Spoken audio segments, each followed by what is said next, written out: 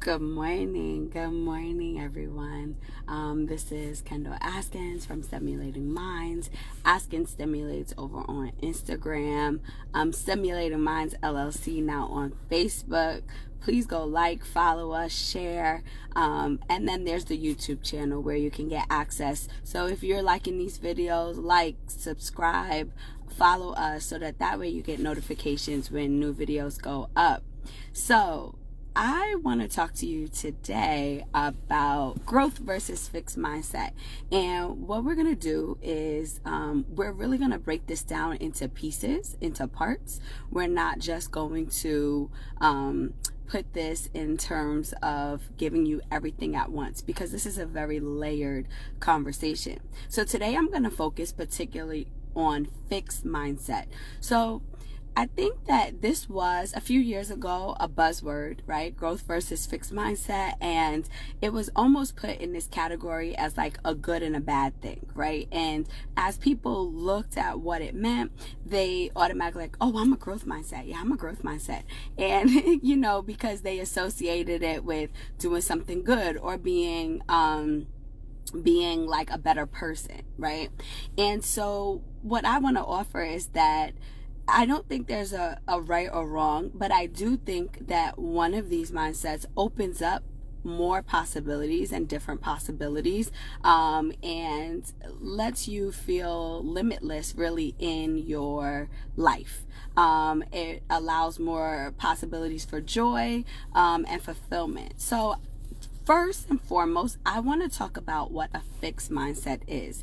So fixed mindset, I think, is something that society really ingrains in us, that we don't even realize. We're being fed subtle hints, and we're being told certain things. So this fixed mindset is this idea that there are things that people are good at and there are things that people are bad at. And when you are good at something, it's almost because you were born to be good at that. And when you are bad at something, it means that you were just never meant to do it. A perfect example of something like this I hear all the time, especially being a math major and teaching math for a long period of time. People, parents, children would say things to me like, I'm just not a math person. And I'm like, what is that? What does that even mean? I'm not a math person, right? And so what people were trying to articulate is it was something that they just were not good at. It just was something that didn't click. And I would always say to them, it just means that you haven't seen it through the right perspective yet. Once somebody unlocks that perspective for you, you will never be able to unsee it, right? It's something that you just have to maybe work a little bit harder at than someone else, right?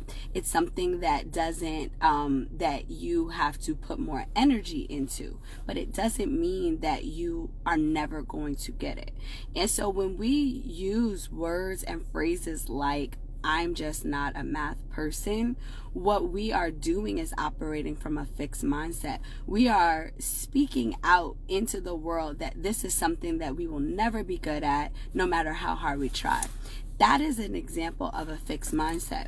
And we have to be so careful because as educators, as parents, right? As just people that interact on a daily basis, we embed in people's mindsets what we think they are good and not good at.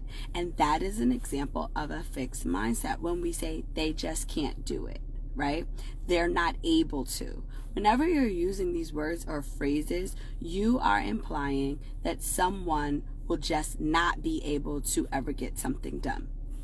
Now, we do understand that there are limits on certain capacities. We understand disabilities. We understand all of these different outliers. But when we're dealing with just an average, person, what we need to realize is that when we use certain language, we are reinforcing the fact that the effort does not have to be there because it's something they'll never accomplish. It cuts off the possibilities of anything, right? And then what I want you to realize is that your language, it feeds your thoughts, and your thoughts are going to feed your language, right? It's a cycle. Your heart is involved in that too, what you truly believe, right? So those three things work hand in hand in what you actually do. You have the power to unlock any and everything that you would ever want to do. But a fixed mindset tells us we don't have that power. A fixed mindset says that we have a limit. A fixed mindset tells us that there's a cutoff, right? That there is something that there's a ceiling that we will hit. And so when you're operating from that place, you are operating from a place that you are putting yourself in a box, right? So I just wanted to take today and just give you that as we continue on this series. I'm not sure how many parts I'll do on this. I want you to just reflect on, I want to offer you this opportunity to reflect on what space are you operating from. Now, next week we will talk about what a growth mindset is, and the words that, come when you have a growth mindset, and what resilience looks like with that. But I really want you to take today's lesson, think about when have I used those words?